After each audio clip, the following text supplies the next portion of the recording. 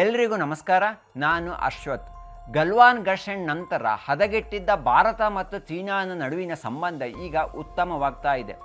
ಎರಡೂ ದೇಶಗಳು ತಮ್ಮಲ್ಲಿರುವ ಭಿನ್ನಮತವನ್ನು ಬದಿಗೊತ್ತಿ ಮಾತುಕತೆಯನ್ನು ನಡೆಸ್ತಾ ಇದೆ.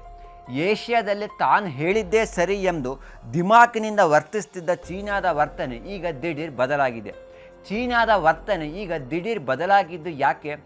ಭಾರತಕ್ಕೆ ಚೀನಾ ಯಾಕೆ ಅನಿವಾರ್ಯ, ಅದೇ ರೀತಿ ಚೀನಾಗೆ ಭಾರತ ಯಾಕೆ ಅನಿವಾರ್ಯ ಇತ್ಯಾದಿ ಎಲ್ಲ ವಿಷಯಗಳನ್ನು ನಾನು ಈ ವಿಡಿಯೋದಲ್ಲಿ ತಿಳಿಸ್ತಾ ಇದ್ದೀನಿ. ಭಾರತ ಜೊತೆ ಚೀನಾ ಈಗ ಸಾಫ್ಟ್ ಆಗಿದೆ. ಹೌದು, ಸಾಫ್ಟ್ ಯಾಕೆ ಆಗಿದೆ ಅನ್ನೋದಕ್ಕೂ ಕಾರಣವನ್ನು ನಾವು ತಿಳ್ಕೊಳ್ಬೇಕು.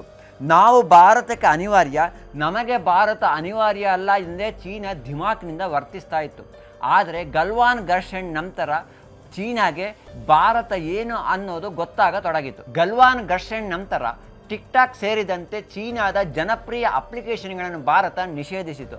2021-23 ಅವಧಿಯಲ್ಲಿ ಸುಮಾರು 400ಕ್ಕೂ ಹೆಚ್ಚು ಚೀನಿ ಅಪ್ಲಿಕೇಶನ್ಗಳನ್ನು ಭಾರತ ನಿಷೇಧಿಸಿತು. ಇದರ ಜೊತೆ ಭಾರತ ಮತ್ತು ಚೀನಾದ ನಡುವಿನ ನೇರ ವಿಮಾನಯಾನ ಸೇವೆಯನ್ನು ಕಡಿತಗೊಳಿಸಿತು. ಅಪ್ಲಿಕೇಶನ್ ನಂತರ ಚೀನಾದ ಲ್ಯಾಪ್ಟಾಪ್ ಮತ್ತು ಕಂಪ್ಯೂಟರ್ ಆಮದಿಗೆ ಸಹ ಭಾರತ ನಿರ್ಬಂಧವನ್ನು ವಿಧಿಸಿತು. ಚೀನಿ ಅಪ್ಲಿಕೇಶನ್ಗಳನ್ನು ನಿಷೇಧ ಮಾಡಿದ ನಂತರ ಭಾರತ ಸರ್ಕಾರ ಚೀನಿ ಹೂಡಿಕೆಗಳ ಮೇಲೆ ಕಠಿಣ ಕ್ರಮಗಳನ್ನು ಕೈಗೊಳ್ಳಲು ಆರಂಭಿಸಿತು. ಅಕ್ರಮದ ವಾಸನೆ ಕಂಡುಬಂದಂಥ ಚೀನಿ ಮೊಬೈಲ್ ಕಂಪನಿಗಳ ಮೇಲೆ ಇಡಿ ದಾಳಿ ನಡೆಸಿತು.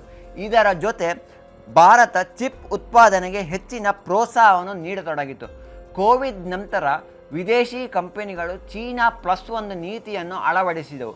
ಇದರ ಭಾಗವಾಗಿ ಭಾರತದಲ್ಲಿ ವಿದೇಶಿ ಹೂಡಿಕೆಗಳು ಹೆಚ್ಚಾಗತೊಡಗಿತು. ಭಾರತ ಈಗ ಎಲೆಕ್ಟ್ರಾನಿಕ್ಸ್ ವಸ್ತುಗಳನ್ನು ರಫ್ತು ಮಾಡುವ ಹಂತಕ್ಕೆ ಬೆಳೆದಿದೆ. ಪೂರ್ಣ ಪ್ರಮಾಣದಲ್ಲಿ ಇಲ್ಲೇ ವಸ್ತುಗಳು ತಯಾರಾಗದೇ ಇದ್ದರೂ ಇಲ್ಲಿ ಜೋಡಣೆ ಮಾಡಿ ಅದನ್ನು ವಿದೇಶಗಳಿಗೆ ರಫ್ತು ಮಾಡ್ತಾ ಇದೆ. ಒಂದೊಂದೇ ಸೆಕ್ಟರನ್ನು ಭಾರತ ಟಾರ್ಗೆಟ್ ಮಾಡಿ ಚೀನಾಗೆ ಬಿಸಿ ಮುಟ್ಟಿಸಿ ಶಾಕ್ ನೀಡತೊಡಗಿತು. ಅಮೆರಿಕದ ಅಧ್ಯಕ್ಷ ಪಟ್ಟವನ್ನು ಏರುವ ಮೊದಲೇ ಡೊನಾಲ್ಡ್ ಟ್ರಂಪ್ ಅವರು ಚೀನಾಗೆ ಶಾಕ್ ನೀಡಿದ್ದಾರೆ. ಮೆಕ್ಸಿಕೋ ಮತ್ತು ಕೆನಡಾದಿಂದ ಆಮದಾಗುವ ವಸ್ತುಗಳಿಗೆ 25% ತೆರಿಗೆಯನ್ನು ವಿಧಿಸಿದರೆ ಚೀನಾಗೆ 10% ಎಕ್ಸ್ಟ್ರಾ ಸೇರಿಸಿ 35% ತೆರಿಗೆಯನ್ನು ವಿಧಿಸಲಾಗುವುದೆಂದು ಈಗಾಗಲೇ ಘೋಷಣೆ ಮಾಡಿದ್ದಾರೆ.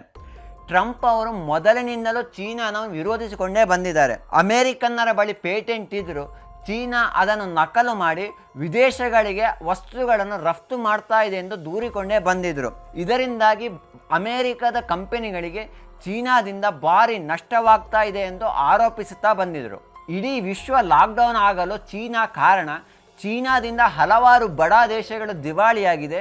ಹೀಗಾಗಿ ನಷ್ಟ ತುಂಬಲು $10 ಟ್ರಿಲಿಯನ್ ಪರಿಹಾರವನ್ನು ಚೀನಾ ನೀಡಬೇಕೆಂದು ಆಗ್ರಹಿಸಿದರು. ಅಷ್ಟೇ ಅಲ್ಲದೆ ವುಹಾನ್ ಲ್ಯಾಬ್ನಿಂದಲೇ ಕೊರೋನಾ ವೈರಸ್ ಸೋರಿಕೆಯಾಗಿದೆ ಅಂತ ಸಹ ನೇರವಾಗಿ ಗುಟುರು ಹಾಕಿದರು. ಮೊದಲ ಅವಧಿಯಲ್ಲಿ ಟ್ರಂಪ್ ಅವರು ಚೀನಾ ಸರ್ಕಾರದ ವಿರುದ್ಧ ಕಿಡಿಕಾರಿಕೊಂಡೇ ಬಂದಿದ್ದರು. ಈಗ ಅಧ್ಯಕ್ಷ ಪಟ್ಟವನ್ನು ಏರುವ ಮೊದಲೇ ಚೀನಾದ ವಿರುದ್ಧ ತೆರಿಗೆ ಸಮರವನ್ನು ಆರಂಭಿಸಿದರು. ಹೀಗಾಗಿ ಮುಂದಿನ ದಿನಗಳಲ್ಲಿ ಟ್ರಂಪ್ ಅವರು ಮತ್ತಷ್ಟು ಶಾಕ್ ನೀಡಬಹುದು ಎಂಬ ಕಾರಣಕ್ಕಾಗಿ ಚೀನಾ ಈಗ ಭಾರತದ ಜೊತೆ ತನ್ನ ಸಾಫ್ಟ್ ನೀತಿಯನ್ನು ಅಳವಡಿಸಲು ಮುಂದಾಗಿದೆ. ಅಮೆರಿಕದ ಅಧ್ಯಕ್ಷ ಚುನಾವಣೆ ನಡೆದದ್ದು ನವೆಂಬರ್ 5ರಂದು. ಆದರೆ ಅಕ್ಟೋಬರ್ನಲ್ಲಿ ಭಾರತ ಮತ್ತು ಚೀನಾದ ನಡುವೆ ಮಾತುಕತೆ ನಡೀತಾ ಇತ್ತು. ಕಳೆದ 4 ವರ್ಷಗಳಿಂದ ಹಲವಾರು ಸುತ್ತಿನ ಮಾತುಕತೆ ನಡೆದರೂ ಅದರಿಂದ ಯಾವುದೇ ಫಲ ಬಂದಿರಲಿಲ್ಲ. ಆದರೆ ಅಕ್ಟೋಬರ್ನಲ್ಲಿ ನಡೆದ ಮಾತುಕತೆಯಿಂದ ಎರಡೂ ದೇಶಗಳು ಗಡಿಯಿಂದ ಸೈನ್ಯವನ್ನು ಹಿಂತೆಗೆದುಕೊಳ್ಳಲು ಮಾತುಕತೆ ನಡೆಸಿ ಯಶಸ್ವಿಯಾಗಿದ್ದವು. ಅಷ್ಟೇ ಅಲ್ಲದೆ ಬ್ರಿಕ್ಸ್ ಸಮ್ಮೇಳನದಲ್ಲಿ ಭಾರತ ಮತ್ತು ಚೀನಾ ಮಾತುಕತೆ ನಡೆಸಿತ್ತು.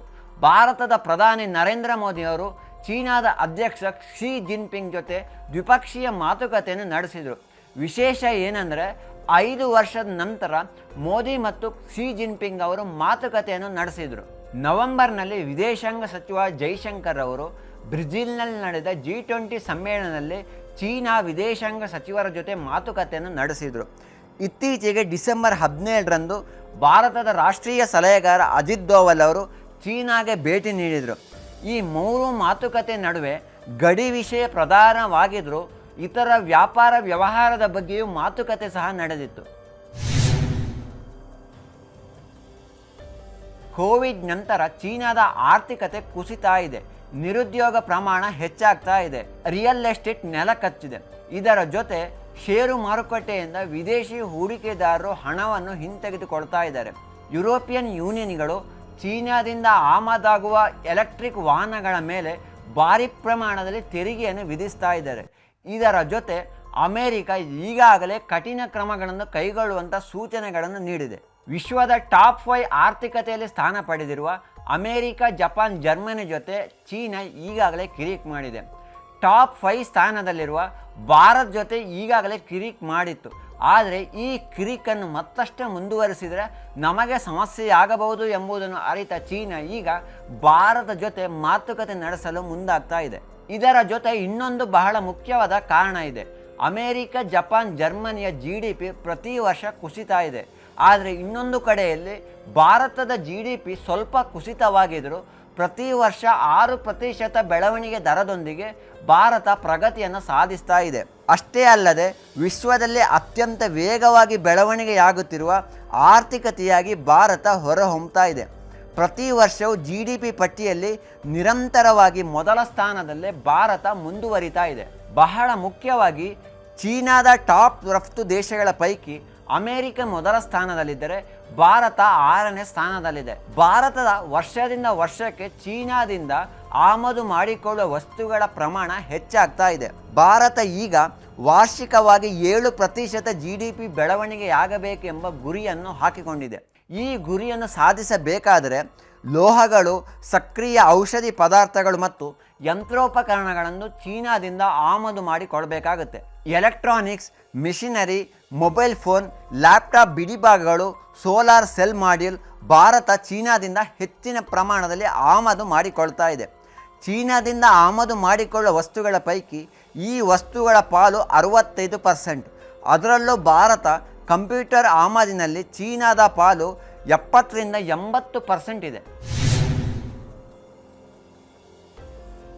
ಭಾರತ ಮಾತ್ರವಲ್ಲ, ಚೀನಾ ತನ್ನ ಗಡಿಗಳನ್ನು ಹಂಚಿಕೊಂಡಿರುವ ಹಲವಾರು ದೇಶಗಳ ಜೊತೆ ಖ್ಯಾತಿಯನ್ನು ತೆಗೆದಿದೆ.